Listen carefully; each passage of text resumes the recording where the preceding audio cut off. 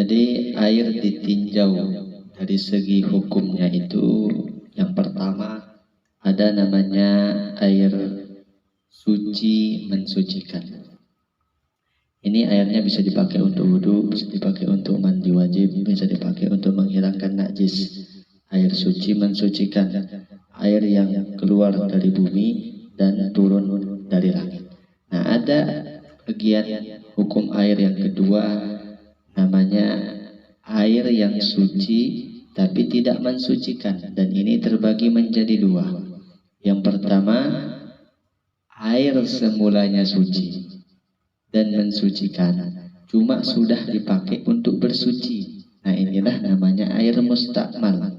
Jadi jangan salah paham, santri ngantuk menganggap air mustakmal itu air sedikit kesentuh air, kesentuh tangan gitu.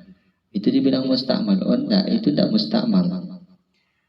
Air mustakmal adalah air sedikit yang sudah dipakai untuk membasuh basuhan yang wajib. Jadi kisah air mustakmal itu begini. Ketika kita berwudu, membasuh wajah, membasuh muka itu, tetesan basuhan pertama itu, itulah yang mustakmal. Nah, tetesannya yang pertama itu, itulah yang mustakmal. Adapun air yang di ember itu tidak mustakmal. Nah, seperti pertanyaannya tadi, bagaimana air di ember kepercik dengan air yang mustakmal ketika kita berwudu di dekat ember itu? Percikannya masuk ke ember yang airnya sedikit. Tapi kita sepakat dulu, air yang di ember itu bukan air mustakmal, tapi kemasukan air mustakmal. Itu bagaimana? Bisa saja air di ember itu menjadi air suci, tidak mensucikan bagian yang kedua. Air suci tidak mensucikan bagian kedua, yaitu air yang terkena benda suci sehingga merubah sifat air. Ini bagian yang kedua dari air suci tidak mensucikan. Air yang suci kemudian terkena benda suci sehingga merubah sifat air. Nah, misalkan air di ember sedikit kena kopi yang lumayan banyak sehingga merubah air yang sedikit di ember. Maka air yang semula di ember tadi suci, mensucikan, sekarang berubah menjadi suci tapi tidak mensucikan, sebab bercampur dengan benda suci yang merubah sifat air. Atau sabun sehingga merubah sifat air, maka itu juga suci tapi tidak mensucikan. Nah, sekarang bagaimana, kembali kepada pertanyaan tadi, bagaimana air di ember yang terkena percikan tadi?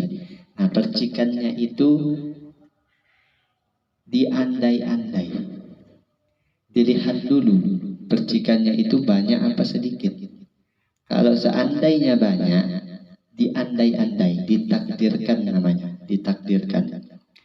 Seandainya yang masuk ke ember itu percikan mustakmal itu diganti dengan air sirup. Air sirup. Kenapa diganti dengan air sirup? Supaya untuk mengetahui andai-andainya ini bisa berubah apa enggak air yang di ember. Seperti itu. Maka diandai-andai yang jatuh itu kira-kira berapa banyaknya. Misalkan taruhlah 2 mili. Nah, 2 mili itu bila diganti dengan air sirup merubah air di ember apa enggak? Nah, itu pertanyaannya. Seandainya andai-andainya itu merubah air di ember, maka bisa jadi air yang di ember itu menjadi mustakmal. Tapi kalau hanya sedikit, tentu tidak berubah air di ember menjadi mustakmal. Jadi seperti itu ya. Jangan ragu ketika berwudu di ember yang sedikit, kemudian kepercik airnya ke situ. Itu jangan ragu. Artinya yakin saja itu yang kepercik hanya sedikit, kecuali memang dia berwudu mukanya ditaruh pas di atas ember seperti itu. Jadi itulah kisah air mustakmal ya. Wallahu a'lam.